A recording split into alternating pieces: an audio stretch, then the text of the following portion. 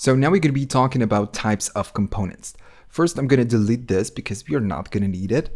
And right here, I'm going to say header.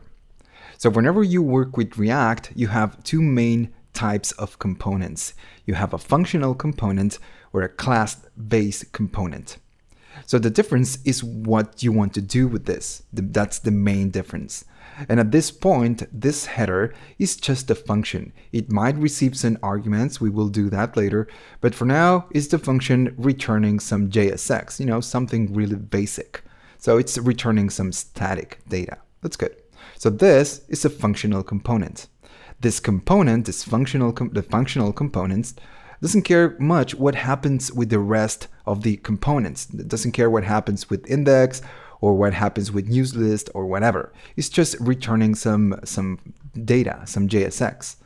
It's like saying, okay, dude, my job is just to send some JSX. That's what I'm doing. I don't care what happens with the rest of the components. My job is just to do this. So I'm going to go ahead and do it. And that's what it's doing. That's the main purpose of a functional component.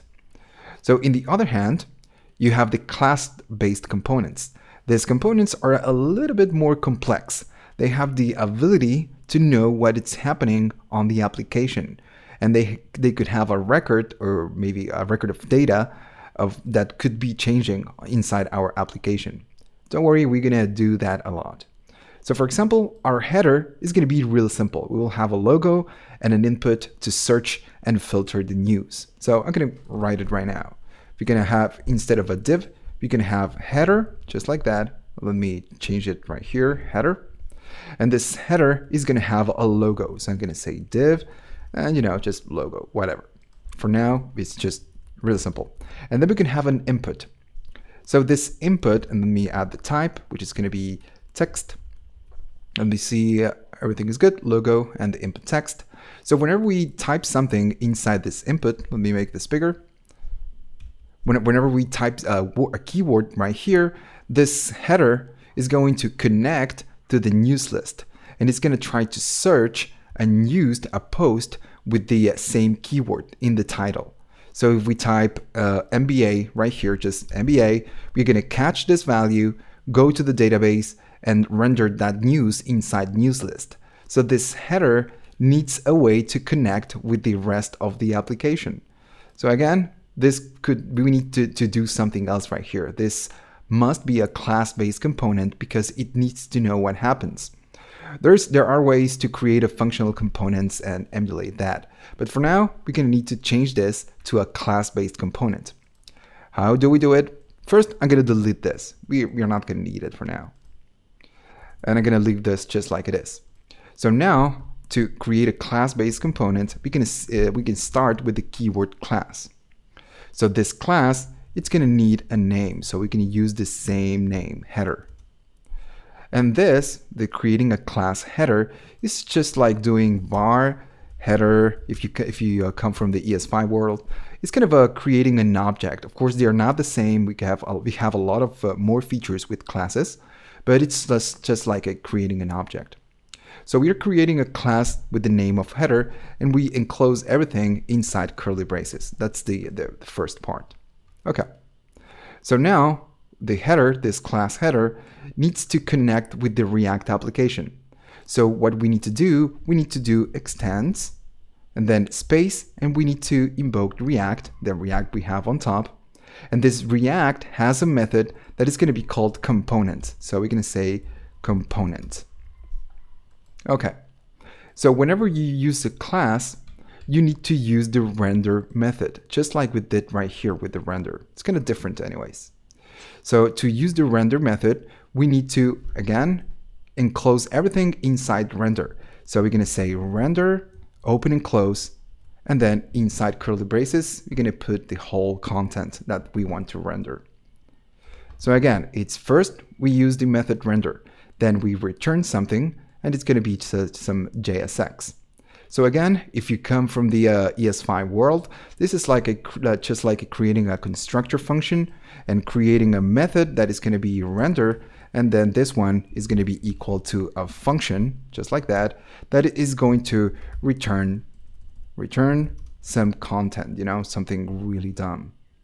So this is the same idea than doing this. Of course, we have a lot of more extra features with class-based components that we're going to be talking about them later. So okay, I'm going to delete this. And if I save it, and notice that class header and then export default, we are exporting this class. If we go right here, we get the same result. For now, we're not going to get any difference from a functional component, but we're going to do it in a minute. So okay, we can make this, we can convert this to something a little bit better. I'm going to be using ES6. So instead of doing React component, so this means that we are bringing something that calls component that it's inside React, and we are importing React right here. So with ES6, we can make use of destructuring, and we can say comma and then curly braces, and I can say component, just like this. And this is not React, it's ES6. So with this is going to be called destructuring, and pretty much if I delete React component and save it, it's still going to work. So how is this working? Well, whenever we use destructuring, this is pretty much saying, okay, go to React and bring something that calls component and create a variable that calls component with the value of react.component. So behind the scenes, we don't see this. This is happening in memory.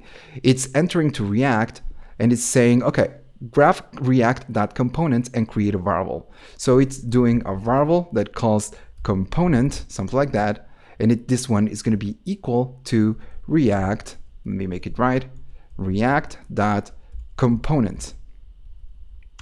Component. There we go. So now whenever, let me again change the C to a capital C, whenever we use component right here, is going to be equal to react.component. It's going to create an alias for this. So let me delete this. So this destructuring is going to be equal to that variable. That's why we can use component right here and skip the react.component. Of course, everything's working. Okay, that's good. So we're going to be working a little bit more with this, but first we need to add some styles. This is really, really ugly. It's really, really ugly. We're gonna go back to this and check which features we get with classes. So first, we're gonna add some style because it's really, really ugly. Let's go to the next one and talk about styling.